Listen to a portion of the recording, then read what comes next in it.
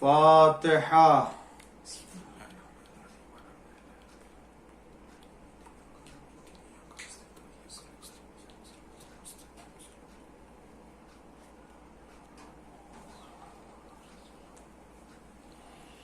اعوذ باللہ السمیع العلیم من الشیطان اللعین الرجیم.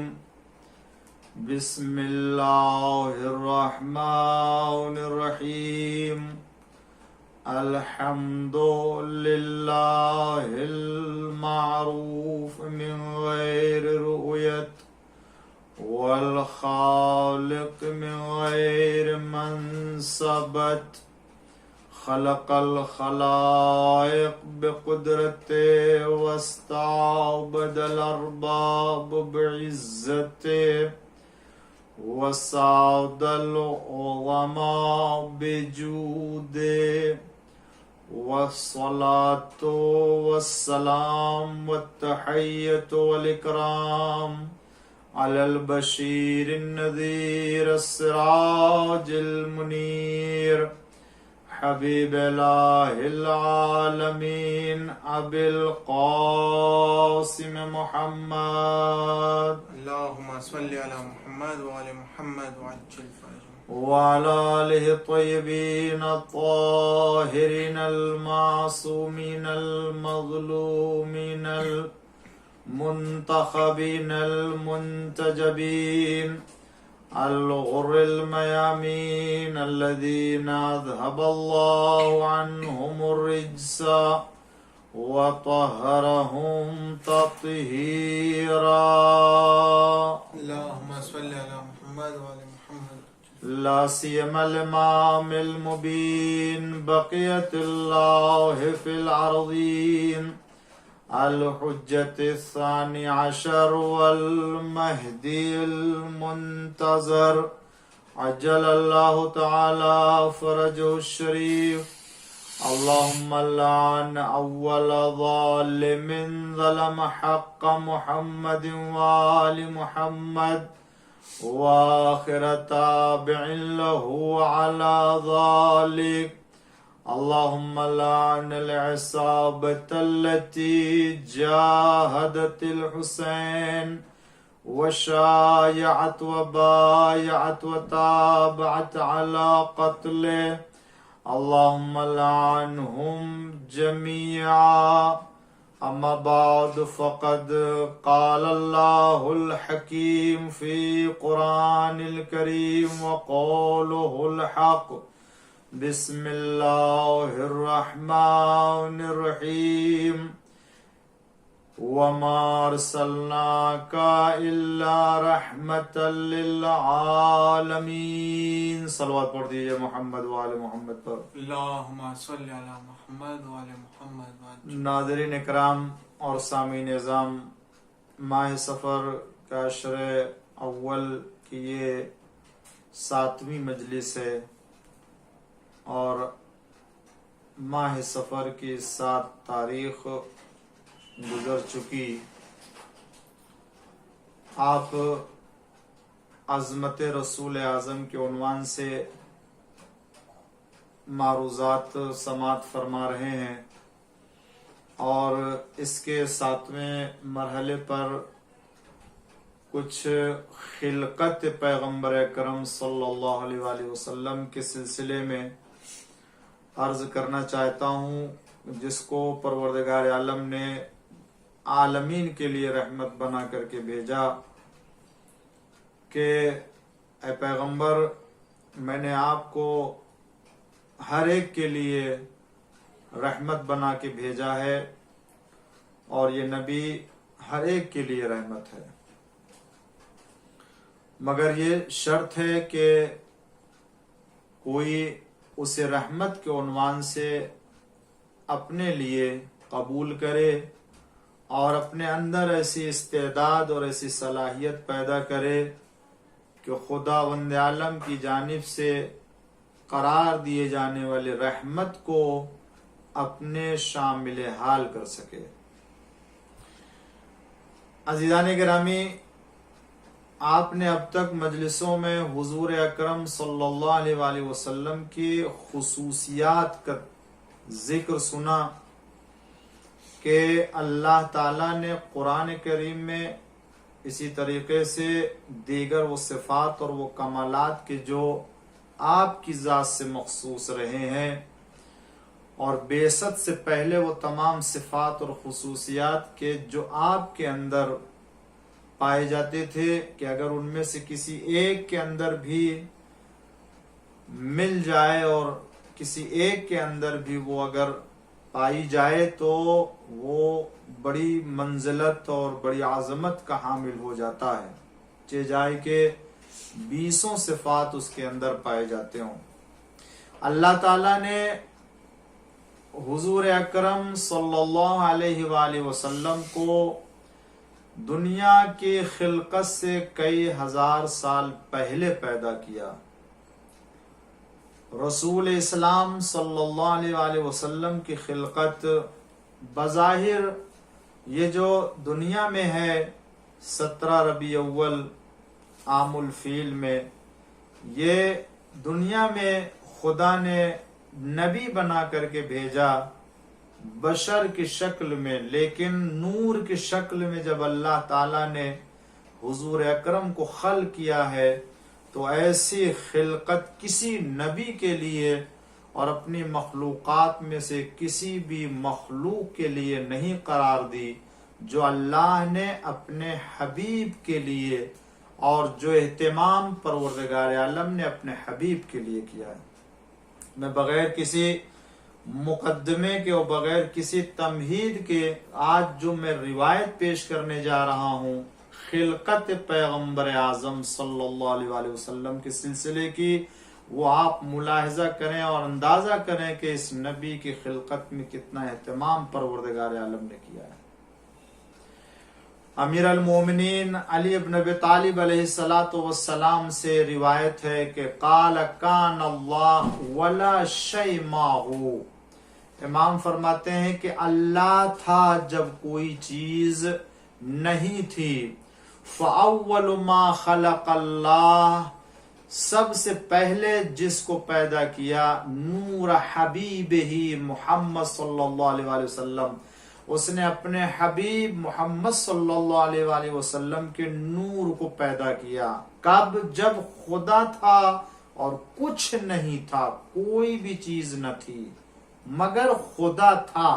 اس کا مطلب یہ کہ پروردگار عالم کی ذات سب سے بلند، جس کی ذات بذات ہی ہے، اور ذات محمد صلی اللہ علیہ وآلہ وسلم ذات پروردگار کی بنا پر، کہ اس وقت پیغمبر کے نور کو خلق کیا کہ جب کوئی چیز نہیں تھی، ذات پروردگار تھی۔ یعنی پانی کو پیدا کرنے سے پہلے، عرش کو پیدا کرنے سے پہلے، کرسی پیدا کرنے سے پہلے، آسمان و زمین کو پیدا کرنے سے پہلے، لوح و قلم پیدا کرنے سے پہلے، جنت اور جہنم پیدا کرنے سے پہلے، ملائکہ کو پیدا کرنے سے پہلے، آدم و حوا کو پیدا کرنے سے پہلے، لاکھوں سال پہلے حضور اکرم کے نور کو خداوند عالم نے پیدا کیا۔ کوئی چیز دنیا میں نہیں تھی، اللہ نے ہمارے نبی صلی اللہ علیہ وآلہ وسلم کے نور کو پیدا کیا، اور اس کے بعد اللہ نے نور پیغمبر کو اپنے سامنے 1000 سال تک باقی رکھا کہ اس عالم میں کیا کر رہے تھے پیغمبر؟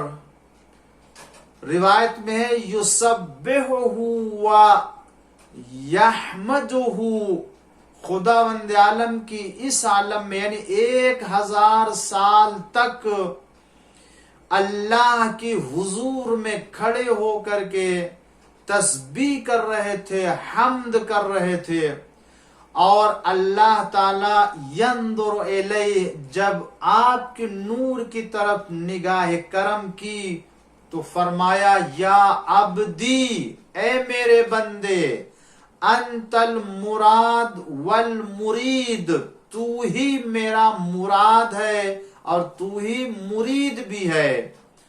وَأَنْتَ خَيْرَتِي مِنْ خَلْقِي، میرے تمام مخلوقات میں سے تیری ہی ذات کو میں نے اختیار کیا ہے، چنا ہے۔ وَعِزَّتِي وَجَلَالِي، میرے عزت و جلال کی قسم، لولاک لما خلقت الافلاق، اے پیغمبر اگر آپ نہ ہوتے تو میں افلاق کو، آسمانوں کو، ستاروں کو، آفتاب ماہتاب کو، کسی چیز کو میں پیدا نہ کرتا۔ من احبک احببتہ، جس نے آپ سے محبت کی میں اس سے محبت کروں گا۔ ومن ابغضک، جس نے آپ سے بغض کیا اور آپ سے دشمنی کی، ابغضتہ، میں اسے دشمن رکھوں گا۔ جب اللہ نے یہ فرمایا فَتَلَأْلَأَ نُورُهُ وَارْتَفَعَ شُعَاعُهُ، تو نور پیغمبر کامل ہوا اور وجد میں آیا۔ تو فخلق اللہ منہ 12 حجاباً، تو اس وقت اللہ نے اس سے 12 حجاب پیدا کیے۔ سب سے پہلا حجاب قدرت کا حجاب، دوسرا عظمت کا حجاب، تیسرا عزت کا حجاب، چوتھا ہیبت کا حجاب، پانچواں جبروت کا حجاب، چھٹا رحمت کا حجاب، ساتواں نبوت کا حجاب، آٹھواں کبریا کا حجاب، اس کے بعد منزلت کا حجاب، پھر رفعت کا حجاب، سعادت کا حجاب، پھر شفاعت کا حجاب۔ یہ 12 حجاب پیدا کیا اللہ نے اس نور سے۔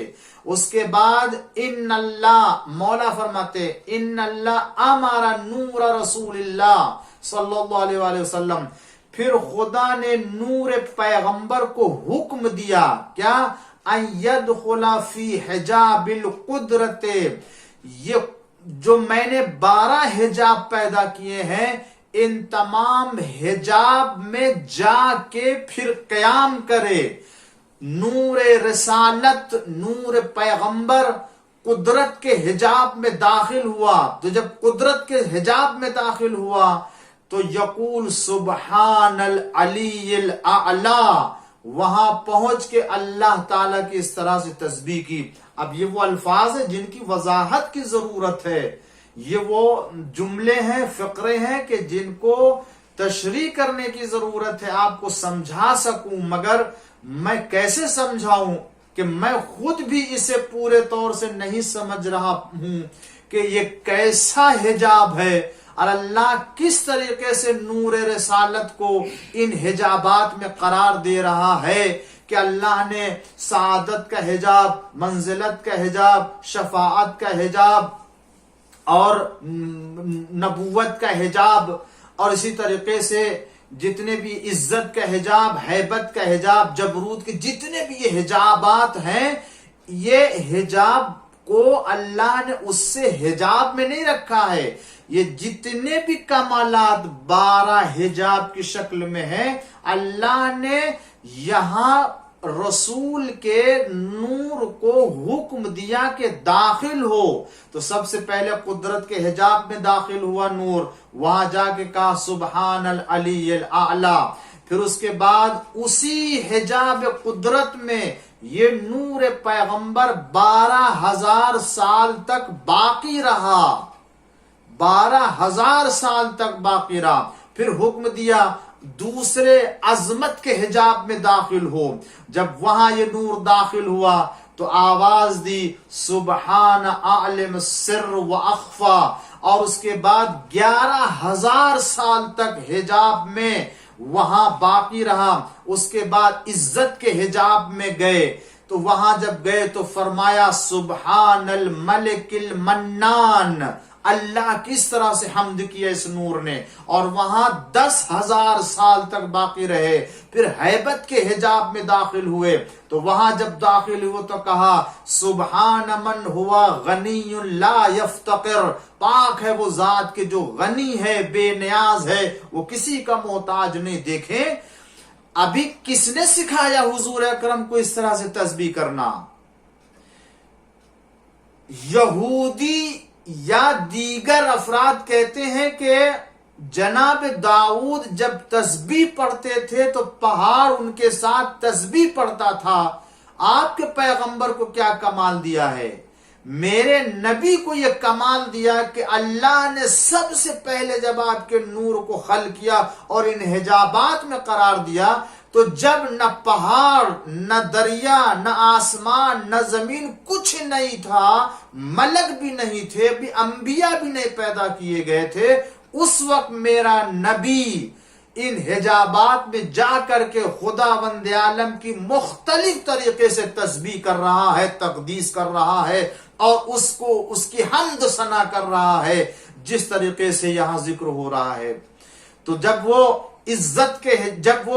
ہیبت کے حجاب میں پہنچے تو وہاں بھی کہا سبحان من ہوا غنی لا یفتقر، اور وہاں پہنچنے کے بعد 9,000 سال تک قیام کیا. پھر اس کے بعد جبروت کے حجاب میں داخل ہوئے اور وہاں جا کے تسبیح پروردگار پڑھی. کیا؟ سبحان الکریم الاکرم، سبحان الکریم الاکرم. وہاں پہنچ کر کے 8,000 سال تک وہ قیام میں رہے اور 8,000 سال تک اس حجاب میں رہے. اس کے بعد رحمت کے حجاب میں پہنچے، وہاں فرمایا سبحان رب العرش، سبحان رب العرش العظیم.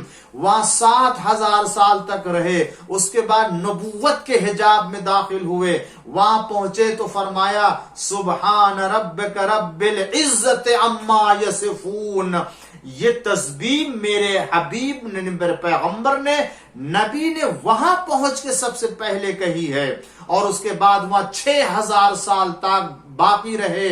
اور اس کے بعد امام علی علیہ السلام فرماتے ہیں کہ یہ نور وہاں پہنچا کہاں؟ جہاں 6,000 سال تک رہا اور پڑھا سبحان ربک رب العزت عما یصفون 6,000 سال. پھر اس کے بعد کبریا کے حجاب میں داخل ہوا، وہاں پہنچا تو یہ نور سبحان العظیم الاعظم 5,000 سال تک باقی رہا. اور اس کے بعد پھر منزلت کے حجاب میں داخل ہوا، وہاں پہنچا یہ نور تو کہا سبحان العلیم الکریم یا سبحان العلیم الکریم. 4,000 سال تک وہاں باقی رہا. اس کے بعد رفعت کے حجاب میں داخل ہوا اور وہاں جب پہنچا تو کہا سبحان ذی الملک والملکوت. 3,000 سال تک وہاں باقی رہا. پھر اس کے بعد سعادت کے حجاب میں داخل ہوا اور وہاں پہنچا یہ نور تو کہا سبحان من یزیل الاشیاء ولا یزیل. پاک ہے وہ ذات کہ جو چیزوں کو تو نابود کر دیتا ہے مگر کوئی چیز اسے نابود نہیں کرتی، اور نہ وہ معزول، نہ وہ زوال پذیر ہے، نہ تو اسے کوئی زائل کر سکتا ہے، نہ وہ کبھی نابود ہو سکتا ہے. الفیام اس حجاب میں، سعادت کے حجاب میں 2,000 سال تک رہے. پھر اس کے بعد شفاعت کے حجاب میں داخل ہوئے، اور جب شفاعت کے حجاب میں داخل ہوئے تو فرمایا سبحان اللہ و بحمدہ سبحان اللہ العظیم 1,000 عام. اور اس جگہ 1,000 سال تک باقی رہے. امام علی علیہ السلام فرماتے ہیں ثم ان اللہ تعالی نے پیغمبر کے نور سے 20 دریا پیدا کیے. 20 دریا پیدا کیے. یہ دریا کون سے ہیں؟ کون سے بحر ہیں؟ من نور کے دریا پیدا کیے. ہر بحر اور ہر دریا میں علوم لا یعلمها الا اللہ تعالی، علم کا ایسا دریا پایا جاتا ہے کہ جس کے تعداد کو سوائے پروردگار عالم کے کوئی نہیں جانتا. ثم قال لنور محمد صلی اللہ علیہ وآلہ وسلم، پھر اللہ نے پیغمبر کے نور سے فرمایا کہ انزل فی بحر العز، عز اور عزت کے دریا میں نازل ہو، یعنی اتر جاؤ. پس وہ نور اتر گیا. پھر اس کے بعد صبر کے دریا میں، پھر خشوع کے دریا میں، تواضع کے دریا میں، رضا کے دریا میں، وفا کے دریا میں، حلم کے دریا میں، تقوی کے دریا میں، خشیت اور خوف کے دریا میں، انابہ و توبہ کے دریا میں، عمل کے دریا میں، اور اس کے بعد اسی طریقے سے ہدایت کے دریا میں، سیانت کے دریا میں، حیا کے دریا میں، اسی طریقے سے یہاں تک کہ 20 دریا میں حضور اکرم نے غوطہ لگایا. اب آپ اندازہ کریں یہ پیغمبر کتنی عظمتوں کا حامل ہے کہ خدا نے اتنے حجاب پیدا کر کے ان تمام حجاب میں ہزاروں سال قرار دیا، اور اس کے بعد اتنے دریا پیدا کیے نور کے اور علوم کے اور مختلف کمالات کے. ان تمام دریا میں پھر غوطہ لگانے کے لیے خداوند عالم نے کہا. اس کے بعد فلما خرج من آخر الابحر، جب آخری دریا سے باہر آئے تو قال اللہ نے ارشاد فرمایا، یا حبیبی، اے میرے حبیب، ویا سید رسلی، اے میرے تمام رسولوں کے سردار، ویا اول مخلوقاتی، اور اے میرے تمام مخلوقات میں سب سے پہلے مخلوق، ویا آخر رسولی، اور میرے تمام رسولوں کا سب سے آخری رسول نبی، انت الشفیع، تم شفاعت کرنے والے ہو یوم المحشر، قیامت کے دن. فخر نور ساجدن، جیسی پروردگار عالم نے یہ خطاب کیا تو نور محمد سجدے میں گر گیا، اور جب سجدے میں گر گیا تو پھر آپ کے گویا اس مرحلے سے نہ جانے کتنے عدد نور کے پسینے کے قطرے گرے، جو 1,24,000 کی تعداد میں تھے.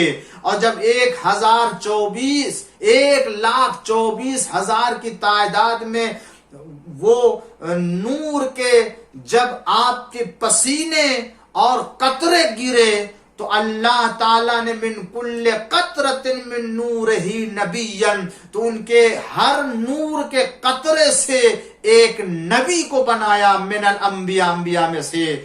فلما تکاملت الانوار، جب تمام نور کامل ہو گئے، سارت، تو یہ جتنے نور محمد کے قطرے سے پیدا ہوئے تھے یہ سب کے سب تطوف حول نور محمد صلی اللہ علیہ وآلہ وسلم، یہ سارے نور جو 1,24,000 کی تعداد میں تھے جو نور محمد سے خلق ہوئے تھے، یہ سب کے سب پیغمبر کے نور کے چاروں طرف طواف کرنے لگے. کما تطوف الحجاج حول بیت اللہ الحرام، جس طریقے سے حج کے موقع پر جا کے خانہ کعبہ اور بیت اللہ کا طواف کرتے ہیں حاجی، اسی طریقے سے یہ 1,24,000 نور محمد سے پیدا ہونے والے نور ذات اور نور پیغمبر کا طواف کر رہے تھے. اس کا مطلب یہ ہے انسانوں کا کعبہ دنیا کا بیت اللہ ہے، اور انبیاء کا کعبہ نور محمد صلی اللہ علیہ وآلہ وسلم ہے. ایک صلوات پڑھ دیجئے محمد وآل محمد. اللہم صلی علی محمد وآل محمد. یہ حدیث طولانی ہے جس کو میں نے آپ کے سامنے پیش کیا، اور اس حدیث کو اگر میں اب پیش کروں گا تو میں سمجھتا ہوں کہ زیادہ وقت نہیں جو ہے وہ اب میرے پاس ہے کہ اسے مکمل کر سکوں، لیکن میں اسی کو 2-4 جملوں میں اور اس کی وضاحت کر کے میں عرض کرنا چاہتا ہوں کہ جس نبی کو خداوند عالم نے اتنا باعظمت، اتنا شان والا پیدا کیا ہو کہ جس کے پسینے کے قطرے سے انبیاء پیدا کیے گئے، اور جب یہ انبیاء خلق ہو گئے مکمل طور سے تو نور پیغمبر کا طواف کرنے لگے. کیوں نہ ہو، اسی لیے ہمارے یہاں روایتوں میں پایا جاتا ہے کہ جو روایت میں ہے کہ 1000 نور منزل کمال تک پہنچے تو نور پیغمبر کے چاروں طرف وہ جتنے بھی طواف کرنے لگے. اسی لیے یہ جو حدیث میں آیا ہے فرمایا کہ خدا نے نور انبیاء کو ہمارے جسم سے پیدا کیا ہے، اس لیے وہ ہماری طرف مائل ہوتے ہیں، اس لیے وہ ہماری نبوت کے اوپر ایمان رکھتے ہیں. کہ اگر وہ ہماری نبوت کے اوپر ایمان نہ رکھیں، اگر وہ ہمارے اوپر ایمان نہ لائیں تو سمجھ لو ان کا کوئی ایمان کوئی عمل ان کو فائدہ پہنچانے والا نہیں. یعنی جس طریقے سے ہم خانہ کعبہ کے گرد طواف کرتے ہیں وہ کیا ہے؟ وہ جسم ہے. یہ کعبہ ایک جسم ہے کہ جس کے گرد ہم چکر لگاتے ہیں. ذرا غور کریں عزیزو، میں ایک بات پہنچانا چاہتا ہوں خانہ کعبہ کے حوالے سے اور نور محمد کے طواف کرنے اور عظمت نور محمد صلی اللہ علیہ وسلم کے حوالے سے بہت توجہ چاہتا ہوں اور غور کریں کہ دیکھیں میں بات پہنچا پاتا ہوں یا نہیں پہنچا پاتا ہوں. جب خدا نے جب آپ کو یہ خطاب کیا کہ میں نے آپ کو پہلی مخلوق، آخری رسول، آپ کو روز قیامت کے دن شفاعت کرنے والا قرار دیا تو یہ نور سجدے میں چلا گیا. اور جب سجدے میں گیا تو آپ کے وجود سے 1,24,000 وہ قطرے نور کے ٹپکے اور اللہ نے اس سے ایک نبی کو خلق کیا. جب یہ پیدا ہوئے تو نور محمد کا طواف کرنے لگے. ہم خانہ کعبہ کا جس طرح سے طواف کرتے ہیں وہ اس طریقے سے نور رسالت کا طواف کر رہے تھے. یہ کون سا کعبہ ہے جس کا ہم طواف کر رہے ہیں؟ کبھی سوچا آپ نے یہ کس انداز کا اور کس حقیقت کا کعبہ ہے؟ یہ ظاہری جو اینٹ اور پتھر اور یہ گارے کا مجموعہ ہے، کیا یہ خانہ کعبہ اس کی کوئی عظمت ہے اس لحاظ سے کہ یہ پتھر ہے؟ اللہ نے کبھی پتھر ہونے کے اعتبار سے کعبے کے طواف کا حکم نہیں دیا ہے. اور آج کعبے کے جو بھی منزلت ہے، جو بھی اس کی عظمت ہے، اس لیے نہیں ہے کہ وہ پتھر ہے. عزیزو، یہ جسم ہے کعبہ، روح کعبہ کچھ اور ہے. ورنہ ایک پتھر کے گرد میں نے عرض کیا کہ اس کے چاروں طرف طواف کرنے کو کوئی معنی نہیں ہوتا. اسے جو بھی عزت اور عظمت حاصل ہے وہ کسی اور چیز کی بنا پر ہے، یہ صرف ظاہری پتھر ہونے کی بنا پر نہیں ہے. باطن کعبہ کیا ہے؟ شعاع نبی اکرم. باطن کعبہ، باطن مکہ کیا ہے؟ وجود نبی اکرم ہے، ورنہ اس کا طواف کرنا چمانہ دارد. روایت میں اب سنیے عزیزو، پوچھا کہ کعبہ چوکور کیوں ہے؟ یہ اس کے 4 حصے کعبہ کیوں ہے؟ کعب اس کو کہتے ہیں کہ جو چاروں طرف سے چوکور ہو. فرمایا اس لیے کعبہ چوکور ہے کہ یہ کعبہ بیت المعمور کے نیچے اس کا سائے میں ہے، بیت المعمور کے سائے میں ہے اور اس کی شعاع ہے بیت المعمور کا. تو وہ جیسا ہے اسی طریقے سے دنیا میں اس کا سایہ پڑا. گویا بیت المعمور کیا ہوا؟ روح کعبہ. اور کعبہ کیا ہوا؟ کعبہ جسم ہوا. روح کیا ہے؟ بیت المعمور. کعبہ کیا ہے؟ جسم. بیت المعمور. جسم اور روح میں مناسبت ہوتی ہے، بغیر مناسبت کے روح جسم میں نہیں پائی جاتی ہے، جسم بھی روح کے ساتھ ہوتا ہے. جیسی روح ہوتی ہے ویسی جسم اس کے لیے قرار دیا جاتا ہے. حیوان کی روح حیوان کی جسم کے لیے، انسان کی روح انسانی بدن اور جسم کے لیے. خانہ کعبہ چوکور ہے کیوں؟ اس لیے کہ یہ جسم ہے، روح اس کی بیت المعمور ہے. تو بیت المعمور میں اور خانہ کعبہ میں یہ مناسبت ہو، وہ چوکور، یہ بھی چوکور ہے. تو پوچھا گیا کہ بیت المعمور کیوں چوکور ہے؟ البتہ یہ مطلب نہیں ہے کہ اس کے 4 گوشے ہیں اور اسے 4 طرف دیکھا جائے، نہیں، اس کا مطلب یہ ہوتا ہے کہ بیت المعمور خود جسم ہے اور ایک روح اس سے بالا تر ہے۔ اب تک کیا بحث تھی؟ کعبہ جسم ہے، اس کی روح بیت المعمور۔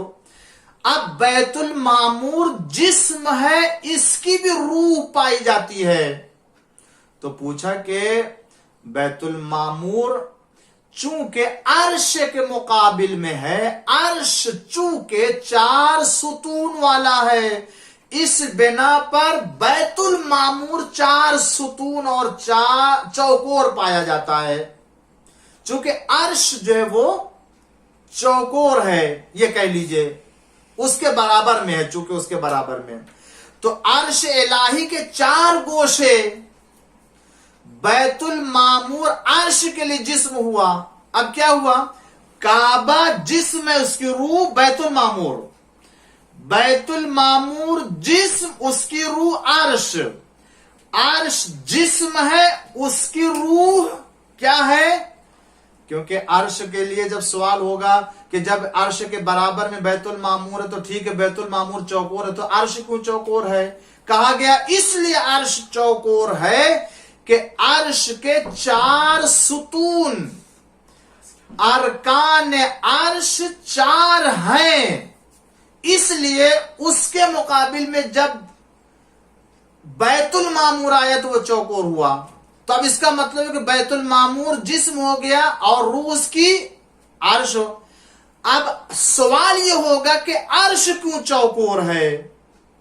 عرش کے کیوں 4 ستون پائے جاتے ہیں؟ اس کا مطلب ہے کہ عرش بھی جسم ہو گیا، اس کے لیے بھی کوئی روح ہے۔ ارشاد ہوا عرش اس لیے چوکور ہے کہ چونکہ اس کے 4 ستون پائے جاتے ہیں، اور یہ 4 ستون ہے تو کیوں 4 اس کو قرار دیا گیا؟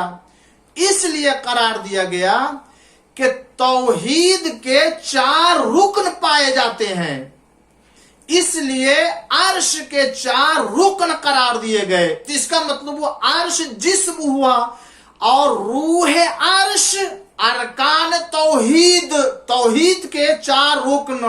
اور پھر اس کے بعد فرمایا کہ یہ ارکان توحید کون ہیں جو 4 ہیں؟ وہ کہا سبحان اللہ والحمد للہ ولا الہ الا اللہ واللہ اکبر، یہ 4 ارکان توحید قرار دیے گئے۔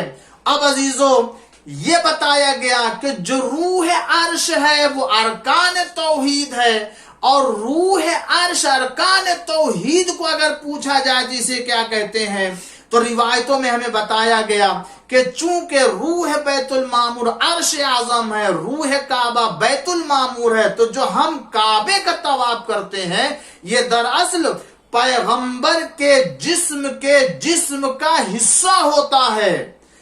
اس کی روح بہت بلند ہے، جہاں ہم پہنچ نہیں سکتے ہیں۔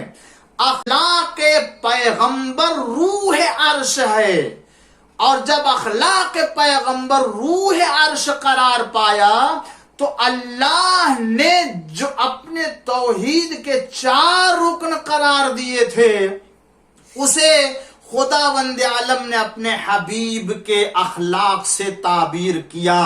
اب سمجھ میں آیا کہ یہ جو کعبہ ہے، یہ جو منی ہے، یہ جو زمزم ہے، یہ جو صفا ہے، یہ جو مروہ ہے، اس کی حقیقت کی طرف امام زین العابدین علیہ السلام نے اس دن توجہ دلائی تھی کہ جس میں فرمایا تھا لوگوں کے سامنے خطبہ دیتے ہوئے، انا ابن زمزم، انا ابن منی، انا ابن صفا والمروہ، میں منی کا بیٹا ہوں، میں مکہ کا بیٹا ہوں، میں صفا کا بیٹا ہوں، میں جو ہے وہ مروہ کا بیٹا ہوں، میں زمزم کا بیٹا ہوں۔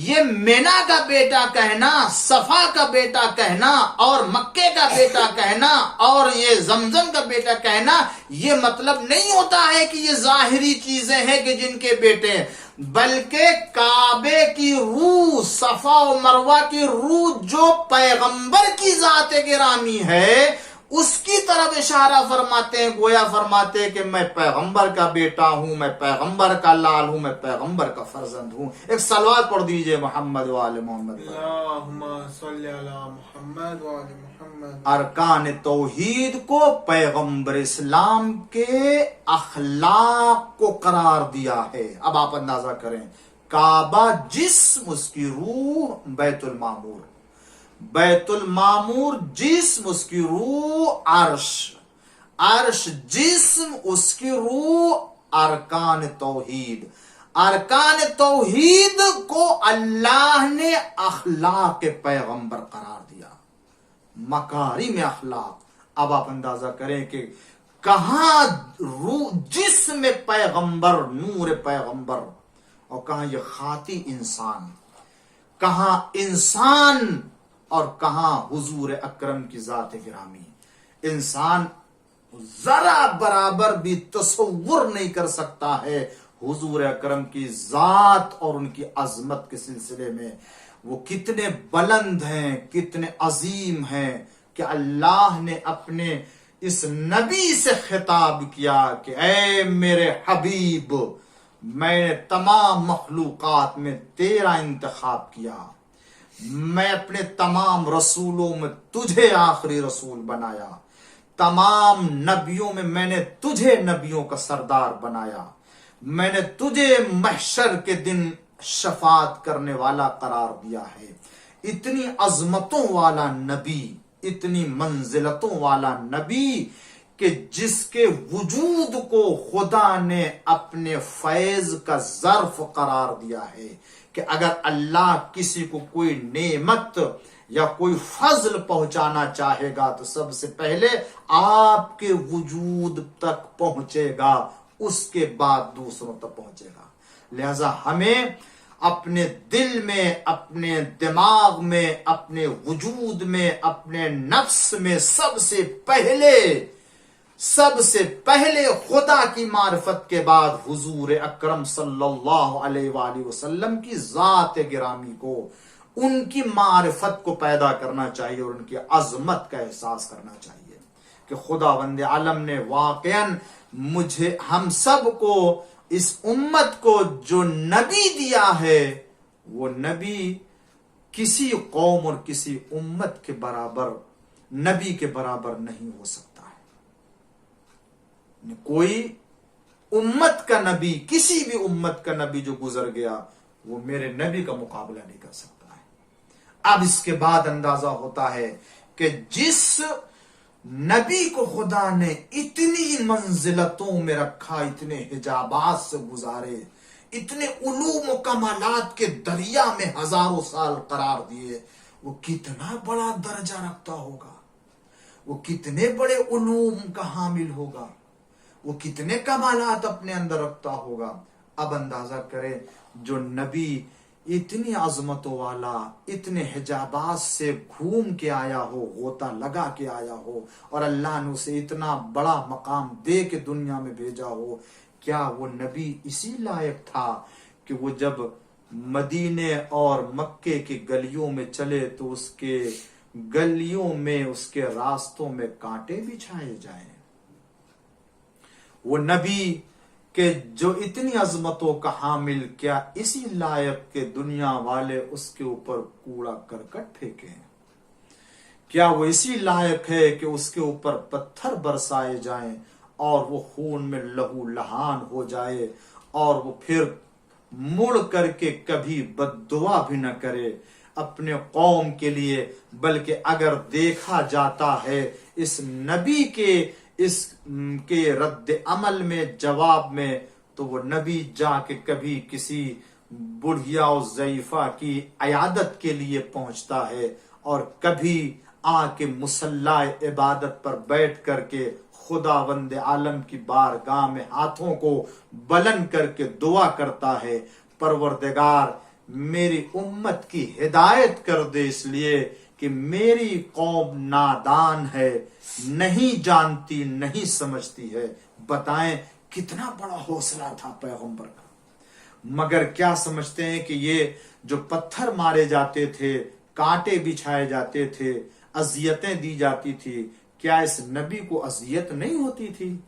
کیا تکلیف نہیں ہوتی تھی؟ نہیں ہوتی تھی، مگر چونکہ صبر کے دریا سے ہو کے آئے تھے، چونکہ منزلت کے دریا سے ہو کے آئے تھے، چونکہ شجاعت اور سعادت کے دریا سے ہو کے آئے تھے، اس لیے وہ ان مصیبتوں کو ان کے مقابلے میں کچھ نہیں سمجھتے تھے، مگر چونکہ عظمت والا نبی تھا جس کو خداوند عالم نے اتنی منزلت عطا کی ہے، تو اگر اس کو اذیت دی جائے گی، جس کو بشر کی شکل میں دنیا میں بھیجا ہے، تو کیا اس کو بشری تقاضے کے لحاظ سے درد تکلیف نہیں ہوگی؟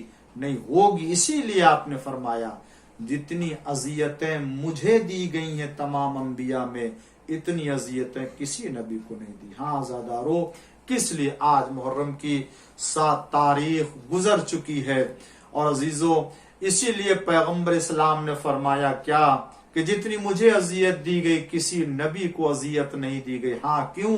اس لیے کہ کسی نبی کی ذریت کو اس طرح سے نہیں ستایا جس طریقے سے نبی کی ذریت کو ستایا ہے، جس طریقے سے نبی کی ذریت کو، نبی کے اولاد کو تنہا اور بھوکا پیاسا قتل کیا گیا ہے کربلا کے میدان میں حسین ابن علی کو، اس طریقے سے کسی نبی کے بیٹے کو نہیں قوم نے قتل کیا، نہیں مارا۔